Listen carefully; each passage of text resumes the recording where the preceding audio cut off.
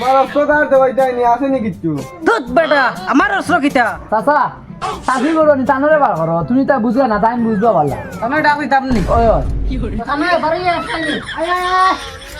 কোন দিয়া আনা গেলে কিতা আইছে ডাক কি ও তারা খিতা কইছিল হে আইছেন কিতা দাঁড়ান ও তারা খিতা দাঁড়াইতা ও চাচি আমরা আইছি চাচার অস্ত্র দাঁড় দেওয়াত গো। ও চাচা